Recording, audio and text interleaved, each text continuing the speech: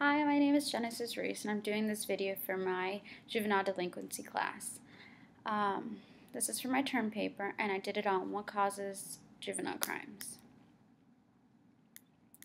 First off, we're always astonished when an adult commits a crime. We always want to know the details, what led to this adult commit the crime.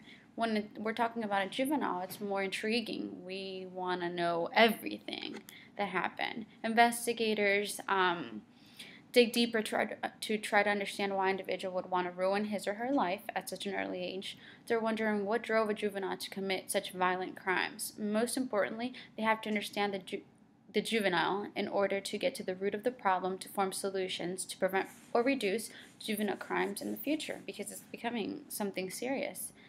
Obviously, something is going on in today's society if more and more children are committing delinquent crimes. According to Anika Dodgett from Elon University, she believes that family life influences juvenile delinquency. Juveniles are more likely to become juvenile delinquents if there is little structure provided in their families. The family is the foundation of human society. With that being said, there are three types of families. You have your functional family, which you have a mom and dad, and you have the kids. The mom and dad both work, but they always have time for their kids. This family is less likely to have juveniles who commit crimes.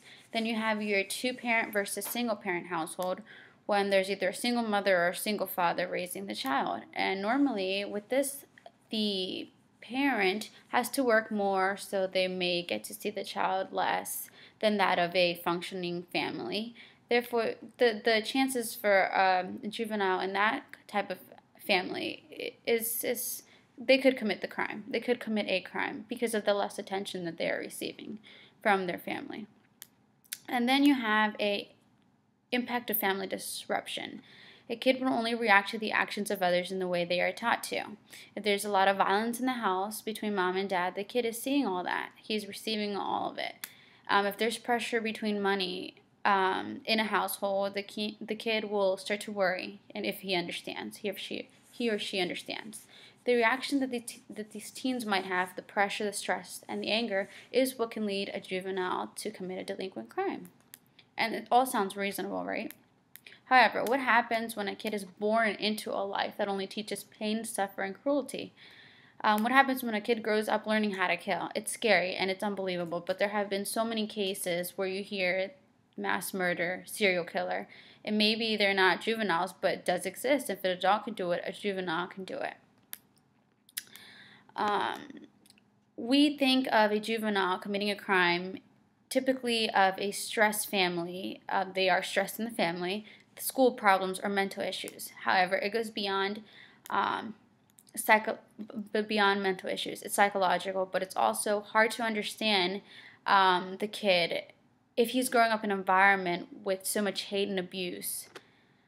We have to take into account that a child is being raised in an unstable environment, and this can cause greater problems for him in life.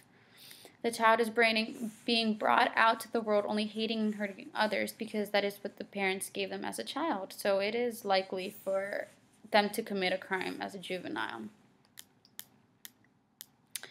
To understand a little more about why a teen commits a crime, I will talk about a case that I came upon while doing my research. This case will demonstrate not only the obvious, but will give us more of an insight as to understand the psychological aspects for a juvenile to commit a crime. The case was referred to the Mallow case, and it was a family of 8 that moved into a small house in Charleston, West Virginia. You have the mom and the dad. You have 3 brothers and a sister, and the sister has 2 children. I know it's kind of hard to keep up with it, but many of the neighbors start to see that they are kind of odd, that they do strange things on a daily basis. So the neighbors start to fear them a little bit, and they want them out. They want them out of the neighborhood. They see things like them brutally abusing animals and burying them. They see one of the siblings walking with a stick, and there's a cat head on it. So things like that are out of the ordinary, things that you wouldn't expect a normal family to do. And on June 14th at 5 p.m., and that was in 2009, the police received a call from the daughter of Phyllis Ferris, who was a neighbor of the Mallows. And then she had been found dead, stabbed 35 times. So police questioned everyone in the neighborhood, and they came upon the Mallows. They had a search warrant. They had probable cause to just think that they might have had something to do with the case, because of the neighbors and everything that they had received, the information they had received. So they went and searched the house. The house was filthy. It was disgusting. The two little children were taken away by CPS because of the conditions that they lived in. It was disgusting. The place smelled. It was filled with roaches, fecal matter, and debris all over the house. And they started questioning each and every one of them. They found a black hoodie under the house, which seemed to have blood spatters, and each one, as they were questioned, all denied any involvement, except for the youngest child, who was 14 years of age, and his name was Thomas Mallow. He, at the time of questioning, he denied it. He denied all of it. After the third time, he couldn't take it anymore. He broke down. He started saying, "Sorry for everything. I killed her." The incident happened because him and a group of friends were outside of her house, and they were making a ruckus, and she came out and told him to quiet down. He didn't like that she told him that, so he went home, grabbed a knife, and stabbed her 35 times out of anger. And so he stated that that's what he did.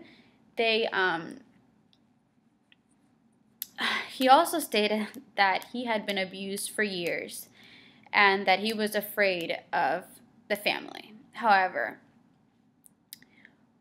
when a child who has all the negative aspects in his life, he is behaved in a rageful manner. That's what he did. He didn't like that someone talked back to him, so he killed her.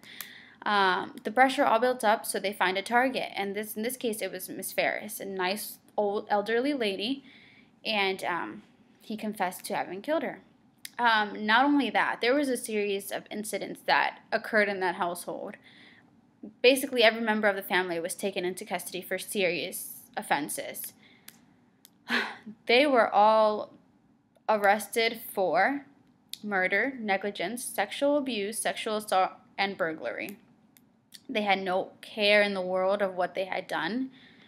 They received their punishment, and seemed like nothing happened. Thomas Mallow received 40 years in prison. The other family members received a couple years, and another one received 40 years. So it was all according to the seriousness of the crime. However, it was a tragic crime to read upon. The things that were going on in the house led something even more tragic, which was the death of Miss Ferris. The issue that caused the tragedy was not established yesterday nor a year ago. It happened a generation ago. People going across generations and can go to the future, and that is disconcerting. Cases like this one are many, and it should be a concern. It is important to understand teens and the reason to why they commit such crimes. Like Thomas Mallow, he committed a crime because that was what he was raised as. His parents would beat him. They would abuse of him for no reason. They had no excuse to do that. And the kid grew up with fear, with anger for everything. He had no love in his heart because nobody gave that to him. So it's no excuse for what he did, but according to that is why he did it. Family is a huge factor in why juvenile crimes happen.